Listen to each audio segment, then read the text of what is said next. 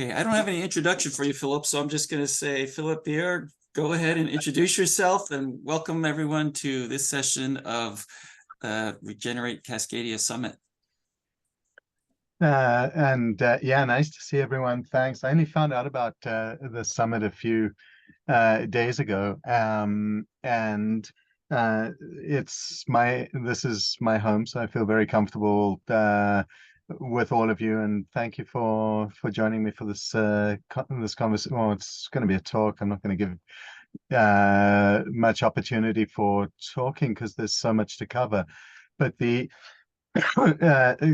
subject that I'm going to be talking about is changing our minds, turning our psychological drive towards self-destruction into a driver for survival. I read Jared Diamond's book a few years back. I think it came out in 2005. Collapse: How Societies Choose to Fail or Succeed. And in the book, Jared was describing in detail different societies like Easter Island, the Norse in Greenland, the Anasazi, and the Maya, where these civilizations had collapsed. And I have been working in sustainability for 20, 30 years now. I was living in Israel on Kibbutz Lotan a bunch of the time and working on development of concentrating solar panels, and we were doing permaculture and renewable styles of building and things. And in my work in Vancouver, I'm on Vancouver Island now, but I was living in Vancouver previously and doing building energy efficiency. And we were essentially giving public money to anybody who was willing to change their windows and put in more efficient heating systems and do all of these kind of things. And it gave me access to a lot of people and conversations. Like almost 50% of the people who were doing it weren't doing it just for the money. They were doing it because they were motivated to make change. And what I found is that people were only willing to go so far. And even the most motivated people that I've worked with in activism, as an activist, still struggle when it comes to questions of I have family in distant countries and someone gets sick or I need to visit them or do whatever. So I'm going to jump on an airplane. And I wanted to know what it is that keeps us doing things like continuing to drive cars, continuing to have refrigerators in Winnipeg, for example, where it's so damn cold. Like, why do you have a box inside your house where the heating system is that you then cool to keep the heat from the heating system out of the box that you put in there to keep the food cold? Just bonkers. I have a background in mechanical engineering technology, and I've been doing counseling style work, developed something called behavioral loop therapy somewhere in the last 10 years. So I'm going to take you on a little bit of a walk to explain what I discovered about the psyche mechanism that causes us to do things that superficially are against our interest. Like why something that seems irrational, and I'm going to show you why the irrational things that we're doing, that there's a deeper rationale behind them. And the starting point for doing that, I'm going to share my screen right now. So let's pull this guy up. What you're looking at right now is what I call the compassion map. And this is something very crucial to what determines human behavior. When you look at this, what you'll see is in the yellow are words like honest, fortunate, and trustworthy. And in the blue, dishonest, unfortunate, untrustworthy. And when people with the more spiritual background are talking about things, they'll often refer to the things in the blue as our shadow. So the stuff in the yellow would be less shadowy, and the stuff in the blue would be more shadowy. Whatever we call it, we all have every single one of these character traits. But the response to to what a person sees. And when I'm saying yellow and blue, it's look through the lens of a person seeing the world. So it's always looking outward. When I look at something and I perceive it to be honest, or I perceive that to be fortunate, or I perceive it to be successful, if that's part of my yellow, I'm going to be much more accepting of that behavior or that character trait than if I'm looking at something like neediness or addiction or irresponsibility, if those are parts of my blue. Now, I'll go in and show you a very brief video, 2-minute video that makes all of this become much more relevant in a moment. But let me just say for now that when people see us expressing the yellow, they're much more connective. They're accepting of how we're being within their context. When we're doing something that corresponds with their blue, they're much more likely to be withdrawn and rejective of who we are. And we'll make a connection between this and what's going on our planet shortly. I'm going to unshare this and bring up a short video. And this video, many of you may have seen before.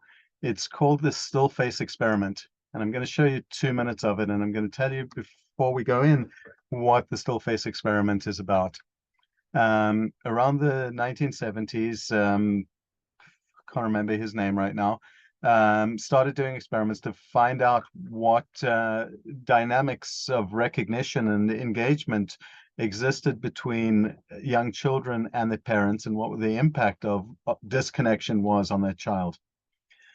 And the reason I think that this is the most important 2 minutes of video footage about our species that's ever been taken is because we see, if this is in real time, and I believe it is in real time, how rapidly the human organism, the human being, responds to a break in connection with the source of connectedness that they depend on.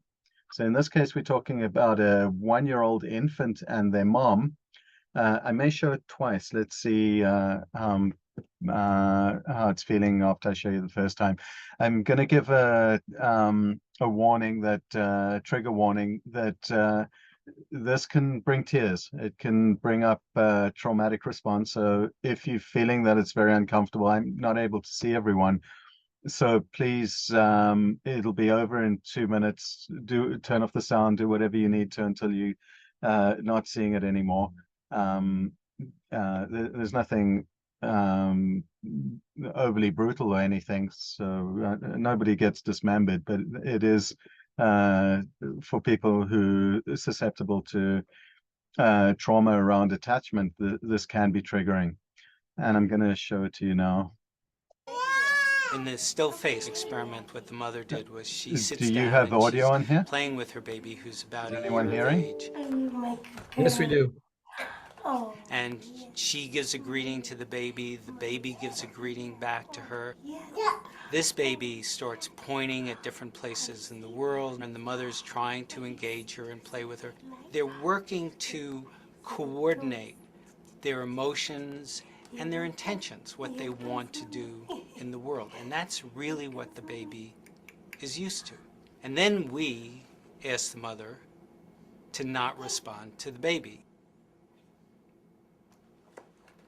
The baby very quickly picks up on this, and then she uses all of her abilities to try and get the mother back. She smiles at the mother. She points because she's used to the mother looking where she points. The baby puts both hands up in front of her and says, "What's happening here?" She makes that screechy sound at the mother, like, come on, why aren't we doing this? Even in this 2 minutes, when they don't get the normal reaction, they react with negative emotions, they turn away, they feel the stress of it, they actually may lose control of their posture because of the stress that they're experiencing. Okay. here. And what are you doing? Oh, yes. Oh, what a big girl. Yes. So you're only getting it one time. It's available on YouTube if you just put in the still face experiment. Um, what you got to see over there was a mom and a child in a laboratory situation. The professor's name is Ed Tronick, who was running these experiments. And when the mom received a rap on the window, on the one-way mirror, her instruction was to stop giving feedback to the child. And the idea was to trigger in the child an experience of feeling disconnected. And what we see in here, and the reason why this is so valuable for our understanding, is we get to see the intensity of the discomfort, the intensity of the pain that child experiences within moments of losing connection. We get to see that the child initially tries to be charming and reach out and re-engage the mom using techniques that have been successful in the past. But when that fails, we hear audible distress. We see the child moving away. We see all of these kinds of behaviors. And I'm going to invite everybody who's here to see if you can catch yourself engaging with what I've shown you from a cerebral place, and instead to allow yourself to just feel, if you can, what it must have felt like to be that child. And and don't force that to happen, but if you can, I would imagine that there are memories that come back of not being able to connect, not just as a young infant, but when, like, some of the most starkest memories I have of that is in the 10, 12 years ago with a romantic partner who would, when there was conflict between us, she would close the door, go into the bedroom and close the door, and I was locked outside the bedroom, and I would regress back to that emotional experience of being that little 1-year-old again. That pain that we experience when we're shut out, when we're forced to the edge, is, in my belief, the prime mechanism that causes people to avoid doing the necessary things that will allow us to transition our society from a society that is smoothly moving into adaptation, because intellectually, the vast majority of people on this planet, especially after this last year of weather events, understand that we're in a dire emergency, and yet we're not acting to do so. So the explanation for why that's happening is because when we take steps, the necessary steps to do what is going to protect us, and I'm going to share the first document that or the first graphic that I had up. Give me one moment here. What we'll see is that the things correspond with the blue. Remember, I was saying that when we do things that correspond with the person's blue, they're much more rejective. They move away from us. They don't want to engage us. And if it's intense enough, we go back to that experience of the still-faced child. So this is the aggregate of each of us as individuals holding ourselves back is really the reason, in my belief system, why we're having such a difficulty bringing people on board. And I'll give you some concrete examples.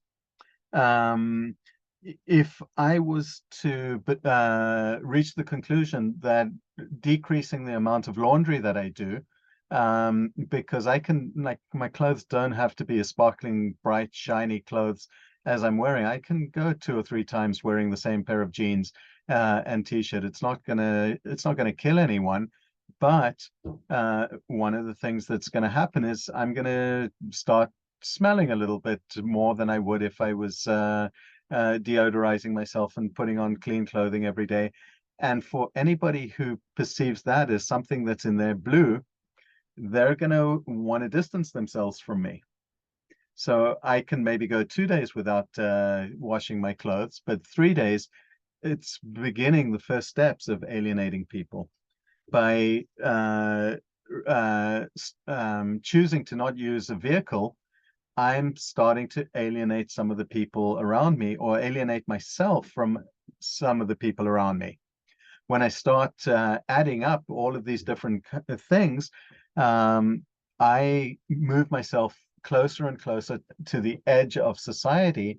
And so the risk of fully embracing what's necessary for us to make the radical shift, because essentially what we're talking about is we need to stop using fossil fuels. It means we're going to not be able to travel to visit our families, like not ever, not frequently. We're probably going to have to give up a lot of our computer usage and cell phone usage and electricity usage, and dropping the amount of refrigeration that we have, and localizing our economies on a shorter term basis than many people are happy to do. Each of those steps separates us more and puts us more and more into this risk category of not being able to belong. And one of the places where we're most sensitive to that is, I'm sure many of you will agree, or if not everybody here agreeing, that as climate impacts increase, the availability of food becomes a very huge issue, and the sustainability of factory farming, that kind of farming arrangement, becomes unsustainable. We're just not going to be able to do that, and we need millions of young people and middle-aged people and every person available to start becoming familiar with growing their own food, or growing food collectively. And to be a farmer 2 or 3 centuries ago might have been in the mainstream's yellow, but right now in the 21st century, like, how many people do you know who come out of high school saying, I'm going to be a farmer? That's and not just that, I'm going to get good and tight with the pigs and hang out with them and get myself dirty and live that whole vibe. It's just not cool. It's not something that you gain connectedness by behaving in that way. So understanding that this mechanism, this aggregate of each of our individual needs to remain connected and to stay within this belonging, constrains the rate at which we can adapt to things voluntarily. I gave the example to someone earlier, like I'm ex-Israeli. Change is going to happen. The people in Gaza went from living a civilized-ish lifestyle a month ago to living outside on the streets within a month. The people in southern Mexico just had a hurricane hit them, went from having one lifestyle one day to the next day everything shifted in Puerto Vallarta, I believe. So what I'm interested in is the voluntary transition, where we do it in a more rational way, where we do it in a way that gives us some power over that rate of transition. And in order to do that, what I've given you is the clues as to how that needs to happen. So in order for us to opt in to doing that, we need to make it acceptable and cool for people to be doing the things that we think are the beneficial ways of interacting with one another and with the world. That may require top-down intervention by mandated programs, because everybody's looking to their neighbors to see if they still belong. So when I am in the same situation as my neighbor and I don't have a washing machine and a dryer, it's okay, because no one does. It's only when most people have a car and I'm one of the few that doesn't, that I'm outside of that belonging circle. So how do we shift where belonging is so that everybody can move at the same time And if necessary, how do we organize that on a cultural level so that coolness shifts collectively, and we all feel that it's okay for ourselves and our children to be working with animals, to be planting food, to be doing all the cool things that many of us have already gone into that zone of loving, doing things that keep us alive. Let me check my notes here because I did all of that without taking a breath.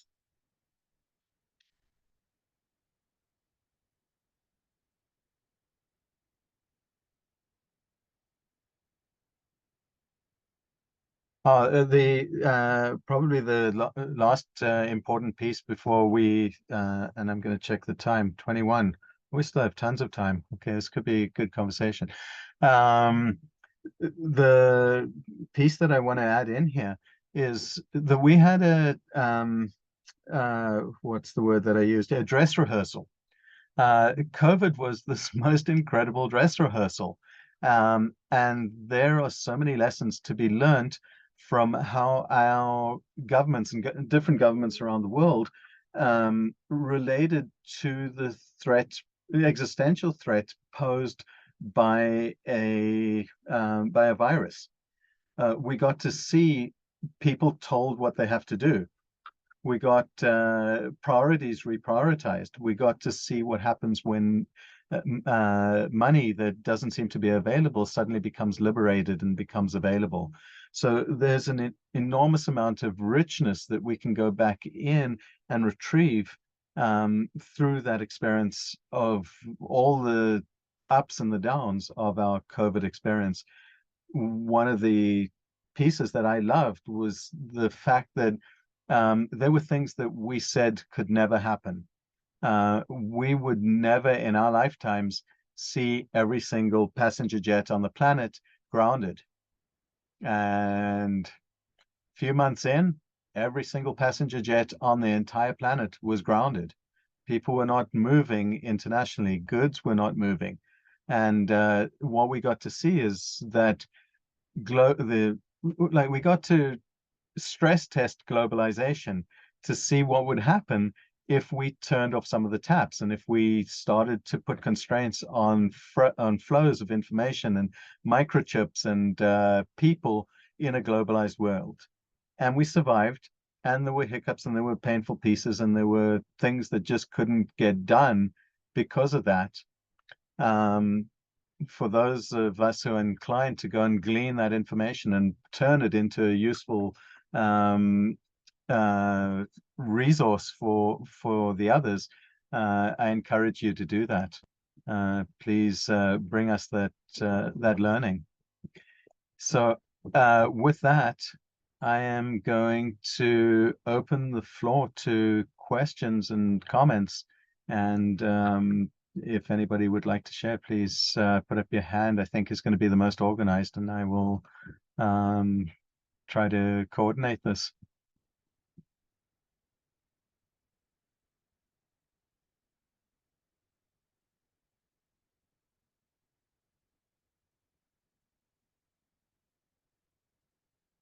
Thomas, please. So having thought about this as well, what seems difficult is it's like a removal of convenience, right? So like that is a tough sell, right? I mean, I've been doing like renewable energy stuff as well. And a lot of times it's like, even when folks are very environmentally motivated, they also look at their bill and it's like, it ends up, if it's saving them money, then that's really the thing that moves the dial. And so like, you know, to get rid of the washer and the dryer, like when it's that much easier, like, I think I think there will be dedicated subcultures that maybe are willing to sacrifice, but in terms of like the mass movement, the mass shift, I just am curious what what the discussion may be in terms of, and maybe there's some collective solutions that can make it just as easy as it is now, and maybe there's more connection to be had if there's a neighborhood wash, you know, as opposed to having it, you know, in the closet in your place. But so just some thoughts. But I really appreciate the presentation and the thought that went into that. Yeah, thanks very much. So Ricky, I'll come back to you in a moment. My response is, was that Thomas speaking? I see there's multiple people. That was actually Brett. We got a whole crew here in Portland. Okay, cool. That was So Brett's question. Thomas. yeah, well, hey, nice having everyone there.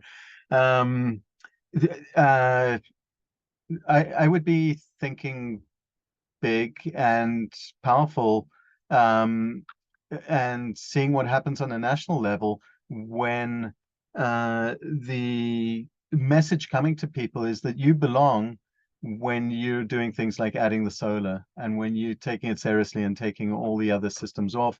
And in the same way that we had World War II and World War I conscription sold to us by being told that this is what a good American does, that level of indoctrination is really something that, and I'm not like, because what I was showing all of you is, as I mentioned, is shadow. Part of our challenge is that it's hard for us to integrate the shadow parts of us, which say, be a good person, be a nice person, don't use things like propaganda and stuff. And it's like, yeah, I'm at the place of like, let's integrate this stuff, and propaganda is fair game. Anything that we need to do in order to save our planet, within like where it's actually accomplishing that, not things that are necessarily harmful to other people, but we need to help people feel that what they're doing is contributing, and that the reverse side of it, what I didn't mention in the blue, and I'm really thankful for the question coming up now, is the flip side of it is that when we show people that they are doing something that's in a lot of people's blue, that's called shaming. But it's a great way. Now, again, if we haven't integrated our shadows, we'll probably say it's not a good thing to shame someone. And I'm going to say, I don't agree with you. The mechanism that we evolved as human organisms in order to keep our society alive, one of those pieces was the mechanism of ostracizing people and sending them to the edges by shaming them. And so being able to use shame effectively is one of the most important tools that we can deploy. So I'll stop there. And Ricky, are you back enough to say what you were going to say?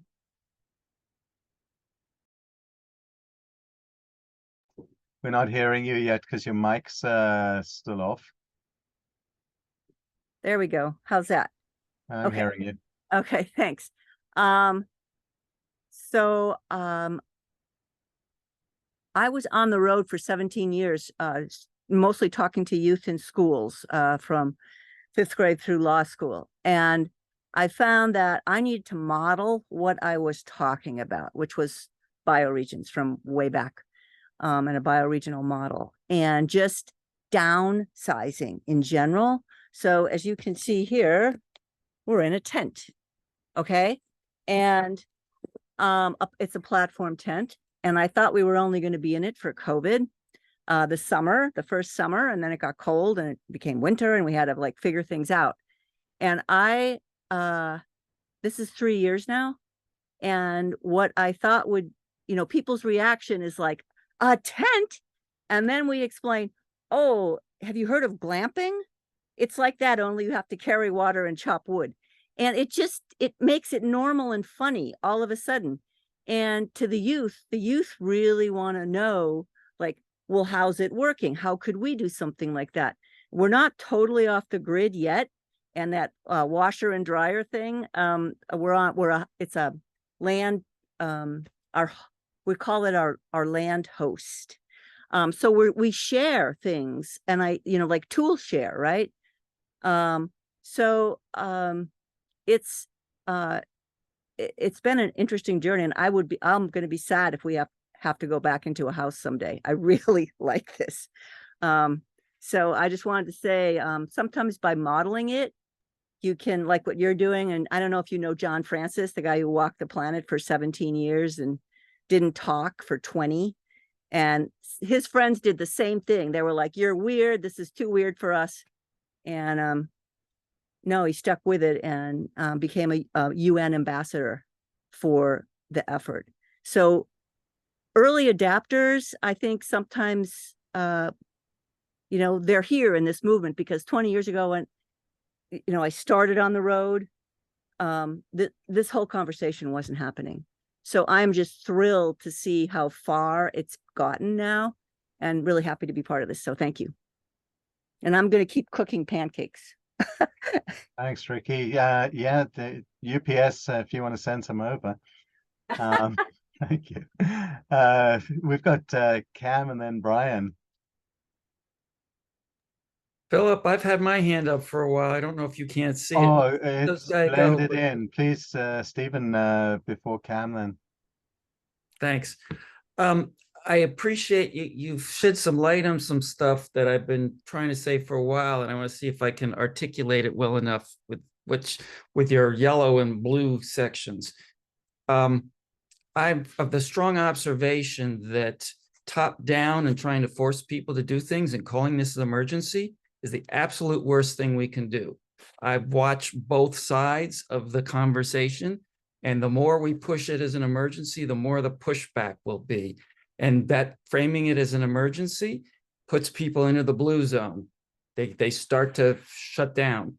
The more we can do, like Ricky just kind of pointed to, is like show people how great life is. The reason I see that people won't deal with the climate emergency is because we're trying to take things away from them. And those things that we're taking away from them are the things they think they need to have the life they want. So if they can see how great a life Ricky has doing what she's doing, or the whole regenerative practice of people having community and all those things that the commercial world has taken from us to have to buy, then instead of it being an emergency, it's like, how do I want to live? How do I want to live irrespective of what's happening on the planet? And that's what I saw in 30 days of attending these permaculture regenerative communities. I mean, I've been geeked out in the cyberspace on Zoom and computers and stuff for most of my life while knowing what's going on. And the only way I can feel safe letting go of the things I know is to know that something better is on the other side. And so that's my passion soapbox comment. And I love what you're pointing to. I just think we need to keep folding in different people's perspectives and find what's unique for each community. There is no global solution. We really have to apply that permaculture principle of see what's going on in each community and what will work there. I would definitely be considered an anarchist in these days. And if COVID showed anything, it showed you the failure of our government and the pushback that it got for its poor policies. And so I'd be terrified that our government tries to mandate stuff to deal with climate change. We've got to be, it's got to be, absolutely got to be grassroots. Yeah. And so that gives us a nice spectrum between what Stephen's advocating and what I'm advocating.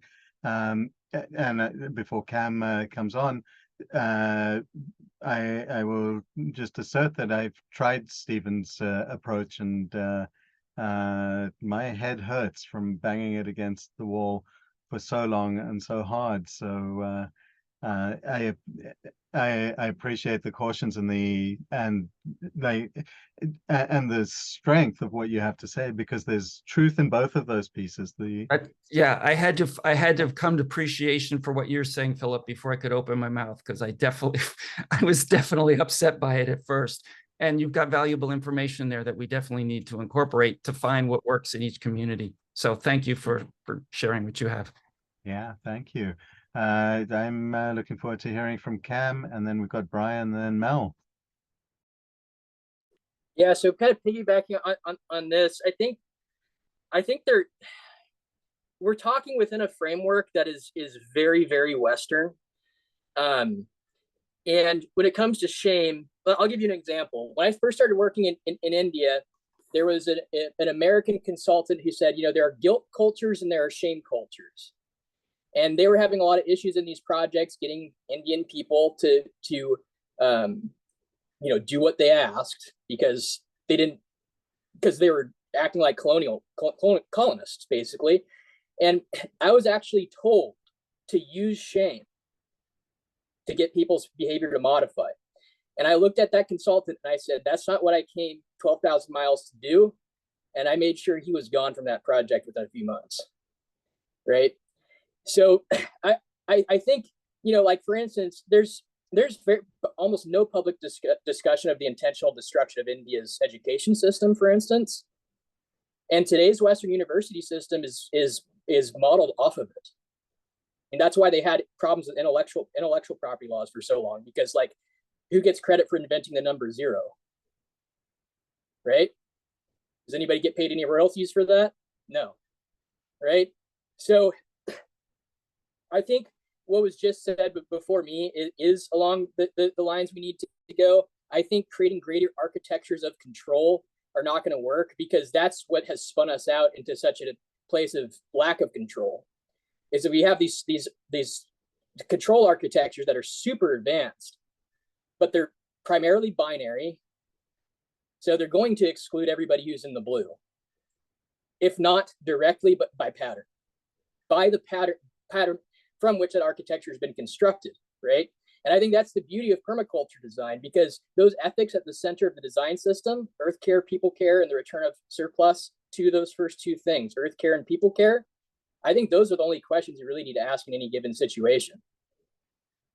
If earth care is happening, but people aren't giving the people care, what's going on, right? And that was my point in bringing up Native Americans, right? We think there's all this earth care that's going to happen, but the economic surplus is not being redistributed to people care. It's not. I'm sorry. And I don't think there's probably few people that any of us come across any day who are doing that fair share, right? Truly.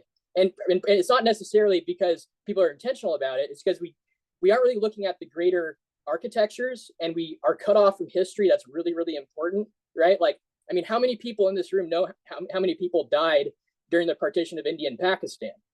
Because that happened at the tail end of the Holocaust, and an estimated 2 million people died, right? So, and Cam, I'm going to cut you short there, just because you're taking us into something that you could be delivering a whole workshop on, and really appreciating what you've shared up till now. And likewise. Thank you. And those power structures, absolutely what you're describing, and how that's propagated into our culture. Thank you for bringing that forward. And I hope that everybody gets more opportunity to hear what you have to share. So let's hear what Brian is bringing to us. Yeah, this is a great conversation. I just want to relate some of my experiences in history. I mean, I pushed against the machine for years and years in my youth, and I finally decided I'm just going to dive in and create the world I want to see for my future, for the kids, which brings me to just reflect on the third ethic of permaculture, which I like to frame as future care, which is the return of surplus and not the over extraction of resources, and creating a regenerative future for those coming in the next generations. But there's different receptors that motivate people to do certain things. And yeah, shame is one of them. Fear is another one. Guilt is another one. But joy is more powerful than any of those put together. So if you create a joyful, regenerative, loving experience, you attract more flies to sugar than water, and this is what we have to have, a party of regeneration. We have to have a joyful, loving, engaging, creative space that shows the way forward, that engages people's emotional receptors to be able to work their way out of this quagmire. And that's what I've found really motivational to youth, they want something positive. They want something hopeful. They want something, there's people that are doing things they may not know is right, but they don't know the way forward until they feel that positive change and get actively involved in it. And so there's more power to flow with the river, moving in the space of joy and love and positive energy, rather than pushing against the machine that's going to get decay and die on its own. Yeah, thanks very much, Brian. And when I gave the example of shame, that was a push option, and I'm hearing a lot of advocacy for the pull and for the modeling and for the loving. And there's a whole other lecture that I'm not going to share with you about how we create those environments where love can exist, where people can feel welcome and not feel any of the rejective things that turn on that experience of the still-faced child. And a lot of times those shame feelings people put on themselves. It's not something that has to be imposed. It's like, oh, they're doing all this positive stuff and I'm not doing as much as I could have. And so they're imposing it on themselves. I should have, I could have, those kind of things. And that actually is more powerful than being impressed upon that you're doing something shameful. You have a strong point there. That's yeah, that is one of the limiting mechanisms that prevents people from fully being able to participate completely in community and in doing what we're doing. Let's hear what Mel has to share. Well, I was appreciating a number of things that folks have been saying. One of the things is it seems that othering is almost a universal. And it's a major factor, I think, that gets in the way of how we find connection. But I would go back to my aunt was led for many years a quality of life effort in the United States. And one of the things she said that one of the challenges is, in terms of quality of life of a baby, it begins with the life of the parents. And the quality of the life of the parents begins with the quality of life of their parents. And we inherit that. So this baby, but in those first 3 years, they are basically being programmed with those heritages of behaviors, knowledge, insights, and worldviews. And they, by the time they can speak and know, most of that is at the core of, through the nonverbals, through what we do with the face responses, the whole kind of dynamic. We are taught so much of how we respond to things and how we feel about things before we even have words to think about that, talk about that, or know it. And they're so deep that they become our norm. We are normalized by that. So if we encounter something different, then we're almost rejecting the parents or the things that we know and the understanding. So even when we try and talk about saving the world and other stuff like that, if I don't have that worldview, if I don't have that understanding within me, we're gonna have conflict. If we take it to the cultural level, the same dynamic operates within cultures. As I saw your yellow and your blue list, and somebody just said this earlier, different people would respond differently to that. And I'm saying that because we're trying to change the world. So I'm trying to say, so the multiple levels of being able to understand how that frame, without often beyond our control, is shaping even our understandings of solutions that we're open to, are able to understand and hear. So anyway, I think it's a deeper conversation, but it's a very, very important one. I think it needs a whole lot more work in terms of trying to figure the scientific and the real solutions on the world changing basis to be able to help a mass of people be able to make the shift. Anyway, just a thought. So much appreciation, Mel. And before we go to Brad, I am going to share that piece that I said a moment ago that I wasn't going to, because I think it could be really valuable. So what you should be able to see over here is an image that breaks down different behaviors into fight, flight, and freeze. And if you're in a community, I see people are taking photos, contact me afterwards. My email is Philip with 1 L at advantagesofmediation.ca, Philip at advantagesofmediation.ca. If someone else can type that into the chat, I can't multitask right now. And I'll email copies of this. But what we see is that when someone in a community is using sarcasm, they're in a fight response. Something has triggered one of their blues. When they're using criticism or blaming, or there's active or passive aggression, they're in a fight. When someone is ignoring or self-numbing using alcohol or drugs or whatever, they're probably in freeze. When someone uses fight, it's going to trigger someone else in the group to go into either flight, or more often, because they can't leave completely, they'll go into freeze. And we have an epidemic of these things going on in our communities. And a lot of the dynamics that we're seeing result from not making that connection between these responses and the blue and yellow pieces that I was showing you in terms of what's acceptable and what buys us connectedness and disconnectedness. So I'm going to drop this away and leave this in the background and say thank you to everyone for participating. Before we listen to Brad, I'm still, you're coming, but we may run out of time. Oh, we still got a chunk of time, but let's hear what Brad has to say. Yeah, so I'm gonna go out on a limb here. I want to acknowledge Philip for it takes some courage to say something good about shame these days. Okay, and I want to say that my view is both and, first of all, and I don't think Philip is saying you know, that should be the only tool in our only arrow in our quiver by any means. That's not what I heard. But you know, and somebody else brought up that shame comes from within.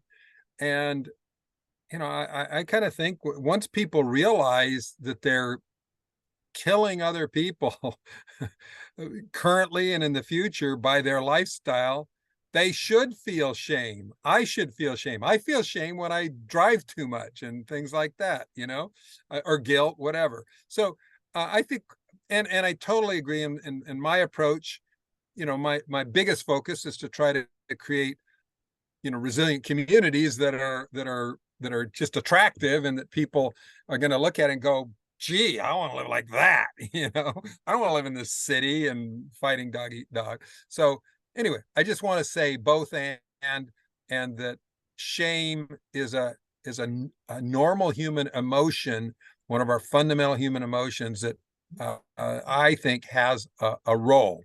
Not that we necessarily have to go out of our way to shame people. Anyway, that's all.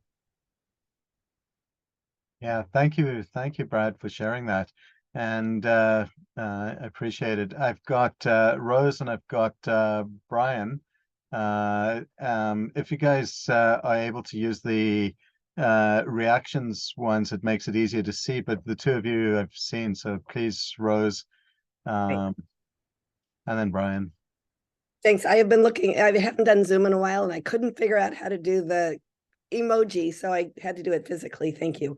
I really appreciate this discussion because I feel like there's such merit in it that I have often heard, because we are a herding species, you know, that having the acceptance of our pack is really vital in what we do. And just as we watch how the news drives us in a certain direction, I fully agree that if we could somehow re-incentivize that making good choices, you know, like that, we get credit for that is something that has more incentive. And I'm really curious, like, how we can get to that place, because I know that we have come a long way, like we have created that, but really looking for, you know, how being able to make those better choices, that we have all the information we need in order to go there, that how do we help create that kind of paradigm shift? Because I'm all about that. Thank you so much for this discussion and your presentation. Oh, thank you, Rose. And we're on to Brian. Yeah, it's actually just clapping, like visual clapping, but I do have one little quick thing, is indigenous cultures didn't have prisons. They had shame. and they had ostracation, like they would just push people out until they were able to like behave themselves and move back into the culture. So it has been a tool in cultural societies for a long time, and used appropriately, not excessively, but in the right context, it totally has a place. And I'm not seeing any other hands, so I'm going to link it back. I'll get Sir David in a moment. I'll link it back for 1 second and then move it over to David. Remembering every time when we're thinking about these pains associated with what I showed you in the green, it's a fridge magnet, and in the blue and yellow, and talking about shame and everything, it's that pain of that still-faced child. We saw how rapidly that child responded to rejection, and that trauma, because that happened not just in the laboratory, it happened every time any one of our parents wasn't available because they were in the washroom, or they were dealing with their siblings, or they had to go to work or whatever. We would experience our disconnectedness. So we all have this trauma, and it started so early. It was pre-verbal. So we can't even remember at a cognitive level what that felt like. But the moment someone slights us or rejects us or does something that triggers those things, we will instantly be that 1 month old again. David. Yeah, thanks a lot. Really appreciating the conversation and the respect of the different points of views here. It's quite enriching. And I'd like to kind of maybe open up the discussion a little bit wider. I'm glad that you're focusing on the individual and what happens with the individual when they're faced with change or are asked to make a change. Vital part of the discussion. But I'm also concerned that enough research has been done, from my understanding, that even if we all make individual changes for our immediate spheres of influence, it's not going to be enough. It's not going to be anywhere close to enough to avoid any kind of significant cultural collapse, from what I understand. And so even if we make a bunch of these individual changes, and some people do learn how to live bioregionally and grow food and do that, I'm still concerned that there's going to be, we're talking about this 5 to 10 year window before things really start collapsing. And the many, many, many, many, many people who won't have made that change, who are going to suffer seriously and die, in my humble opinion.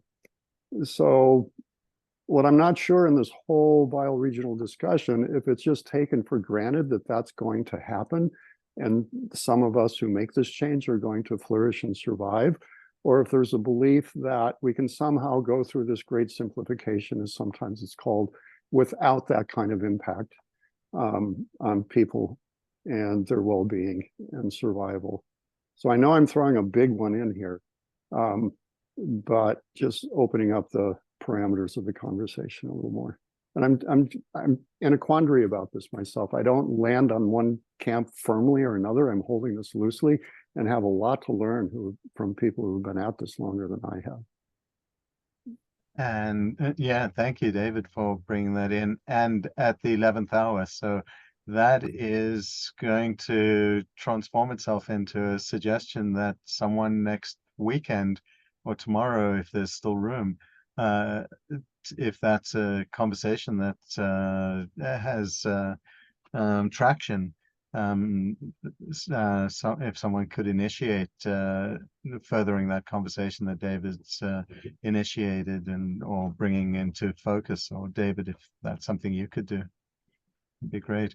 And I'm going to say thank you to everybody for participating, and please feel free to get in touch with me. I'm on Vancouver Island, if I didn't mention that, or if you missed that. If someone was able to put my contact details, Philip at advantagesofmediation.ca, everybody's welcome to get in touch with me. And thanks for your presence. I hope you enjoy the rest of today and tomorrow and next week. Thanks. Thank you, Philip.